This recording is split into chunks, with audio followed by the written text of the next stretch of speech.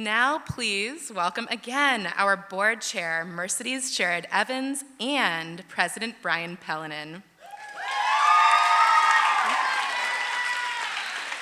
When a college issues an honorary degree, it does so because the recipient of the degree is someone who upholds and lives as an example of something that we want for ourselves and for our college community.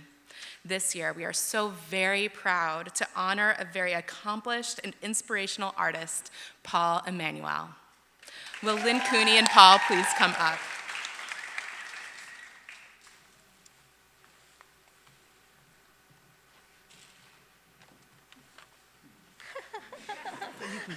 It's okay. So it's my pleasure to give the introduction to Paul Emmanuel, a dear friend and someone I've known for many years, and so happy that he's able to be with us today. Paul Emmanuel's practice engages in the issues of our time.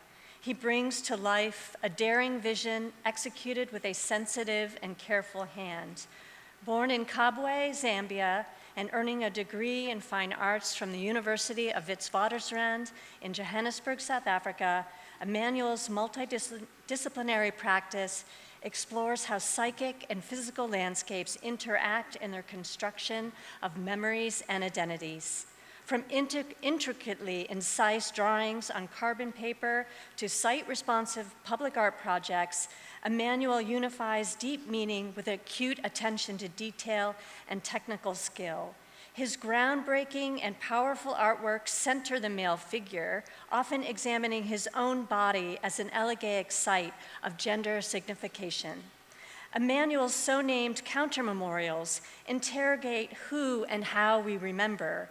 Notably, in his 2014 site-responsive project, Lost Men France, Emmanuel erected a field of ghostly banners depicting male vulnerability adjacent to the Thiepval Memorial to the Missing of the Somme, a war memorial in France as part of the First World War centenary celebration. In his third iteration of Emmanuel's Lost Men series, The Lost Men France is a testament to Emmanuel's unique ability to boldly transform the ephemeral to the monumental. Most recently, Emmanuel has continued to investigate constructions of masculinity through a U.S. Student Fulbright Fellowship, which enabled Emmanuel to receive his MFA in studio art from the Maryland Institute College of Art in 2022. In grateful appreciation of your artistic contributions in the arts, the Doctor of Fine Arts honoris causa is bestowed upon you, Paul Emmanuel.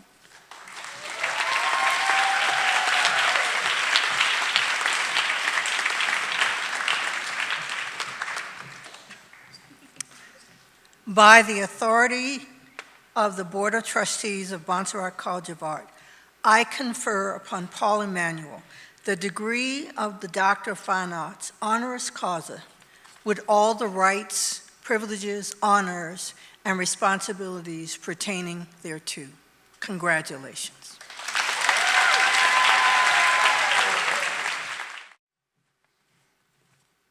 It is now my absolute pleasure to introduce Dr. Emmanuel.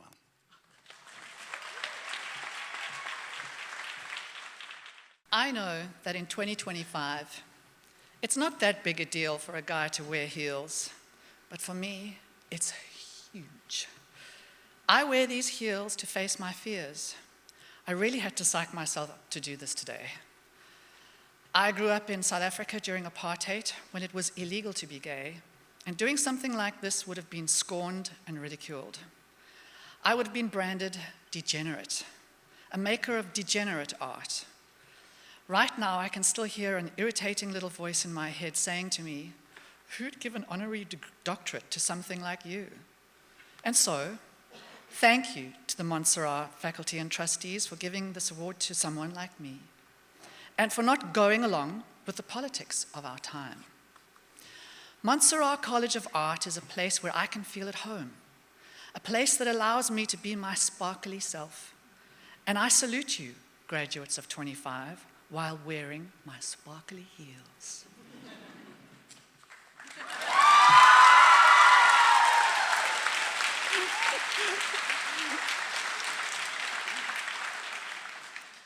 I want to impart some of my provocative energy onto you, the new generation of makers. I believe that whatever pushes you to face your fears can ultimately empower you to stand up, be seen, heard, and valued on your own terms. I want to inspire you to be brave, be audacious, to be strong, and to be true to yourselves. I encourage you to find your own sparkly heels, whatever you perceive them to be. Take the risk, put them on, and just as the Lady Gaga memes urge us to climb our cringe mountains, I want to motivate you to embrace your perceived challenges, even if they seem ridiculous or uncomfortable. I also wear these heels as an homage to anyone who wears them, and to my mom, who passed away in 2017, who also wore heels. I wear them for you too, Mom. I had to practice walking around in these things just so as not to fall and break my neck in a spectacular honoris doctor causa disaster.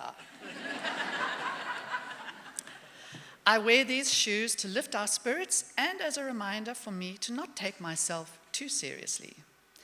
This makes me recall one of my most epic failures to try and impress someone in 2011. I was given a show at my first commercial gallery in the United States, a prestigious, well-respected space in Baltimore. On arrival at the gallery, I was bursting with pride and anxiety. I wanted to make a good first impression to the gallery CEO, who'd gone out of her way to make me feel like a superstar. The show looked pristine, the buffet spread delectable. Everything was ready for a high-toned opening reception fit for a head of state. Into the gallery I waltzed with a sweater casually draped over my arm, blissfully oblivious to the impending doom. Temporarily left at the door from the previous exhibition stood an expensive sculpture made up of a tree branch, carefully balanced with lots of multicolored billiard balls. With my arms flapping around in my usual flappy way, my draped sweater caught the branch by mistake, wrecked the sculpture, and sent what seemed like hundreds of billiard balls flying through the air and onto the floor. It was like one of those B-grade movie slow motion scenes with the gallery CEO and I just standing there with the rictus of horror on our faces. Boing, boing, crash, crash, goes the branch, balls everywhere, then silence. And all I could do was wince, turn to the gallery CEO and say, "Oh dear, is it all right if the balls do that?" Not my most shining moment. The actor Will Rogers once said, "Good judgment comes from experience. Experience comes from bad judgment." That was a really humbling experience, and I learned a lot about the art world and its facades. And so, I would say, when walking in your sparkly heels, risk taking some missteps. Missteps are our greatest teachers. Missteps reveal our prejudices, our preconceptions, our biases, and our assumptions. And as we all know, assumption is the mother of all slip-ups. I've had some of my own prejudices vanquished, indeed. In my research in the US, I interview a lot of military veterans who've served in the Middle East, because my dad was Lebanese. I'm exploring the United States' involvement in conflicts in the region for video installation works that engage ideas about masculinity. I must confess that I came to this country with all sorts of preconceptions about soldiers. To be honest, I thought they would be thoughtless, conservative, homophobic, macho patriots who had no conscience about what they do, especially in other countries. I also thought that someone like me would be rejected by most of them, most of the time, and if I did manage to meet at least a couple of military veterans, talking to them would, at the very least, confirm to me how narrow their worldviews must be. I was so wrong. Talking to veterans and soldiers has changed me in ways I cannot fully express. Their stories of survival, of hardship, resilience, humor, and acceptance fill me with such awe and horror and humility. Some of us have even become friends. One of them is a triple amputee from being blown up by a landmine in Iraq in 2003. He was also a speaking guest at the president's inauguration this year, and he invited me for a drink at the Hyatt in DC one day. While I wheeled him around the lobby in his wheelchair, a civilian came up to him, glanced nervously at his legless body, and said, "Thank you for your service." And you know what his response was? With a big grin, twinkle in his eye, he said, "Thanks, I had a blast." Afterwards, he pulls me aside and he tells me quietly, "You know, as a veteran, I feel awkward in so many ways when people thank me for my service. I'm not accustomed to praise. As soldiers, we're sustained on caffeine and negative reinforcement. We don't know what to do with praise. If instead a stranger came up to me in my wheelchair and barked, 'I still expect to see you at physical training, you slacker,' I'd probably take it as a compliment. I'm so lucky I stumbled into him during my research, literally in a grad school elevator in 22, listening to veterans recount their complex, layered stories of military service and their conflicted feelings about duty, patriotism, and survival has taught me so much about what we take for granted as privileged civilians in hallowed spaces just like this.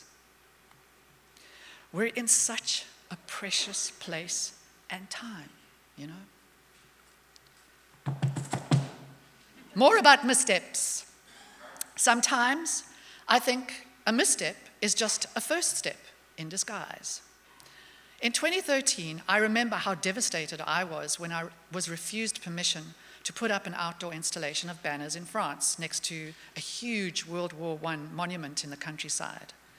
I'd spent 3 years researching the right site for my installation, applied for a grant to get there from South Africa, failed to get the grant, reapplied for the same grant the following year, got the grant, learned how to drive on the other side of the road, learned how to speak a rudimentary French, made a fool of myself speaking rudimentary French, and finally found the perfect site, only to be turned down at the 11th hour. Why? Because the British authorities felt that my work was inappropriate, next to the memorial of the missing of the Somme on the French battlefield. After all those years of work, it was a disaster. Only after lots of crying with friends and several glasses of wine could I bring myself to see that it wasn't a misstep at all, but just step one.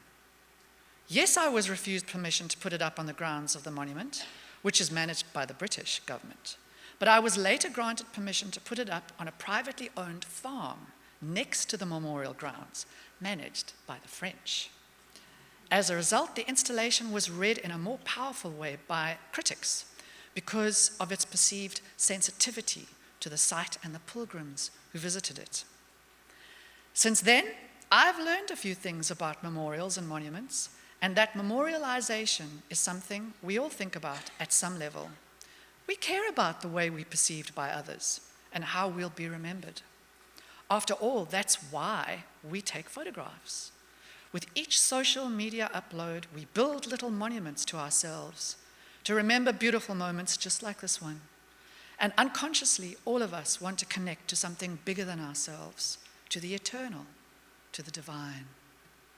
We are the stories we tell ourselves. When I first read about how the Q and T in LGBTQ+ were erased from the US National Park Service Stonewall Memorial website, I was deeply, deeply troubled. Stonewall is a national monument in New York City, dedicated to LGBTQ+ rights and history. It marks the site of the Stonewall riots of 1969, which ensued after police raided a gay bar there under the pretense that it didn't have a liquor license. Removing the letters Q and T from the website erases the fact that queer and trans people were at the forefront of those riots, which ultimately paved the way for LGBTQ rights for LGBTQ plus rights. It sends shivers down my spine because it reminds me of how the apartheid government in South Africa also sought to silence the voices of those with whom it did not agree. If we erase the legacy of certain people, we erase them from public memory. And if I control the story of what you remember, I control you. I am the Q in LGBTQ+. And now I'm Dr. Q. Making art is a political act. Making art is a rebellious act. Marjorie Stoneman Douglas, an American journalist, women's rights activist, and environmentalist, said, "Be a nuisance where it counts." In this era of erasure and invalidation, making art is a way to take back your power. As the author James Baldwin insisted, you have to decide who you are and force the world to deal with you, not with its idea of you. That's why institutions like Montserrat College of Art are so important. Why you, young makers, are so important. It may not seem to be so, but actually, if you're making anything right now, you're doing pretty okay.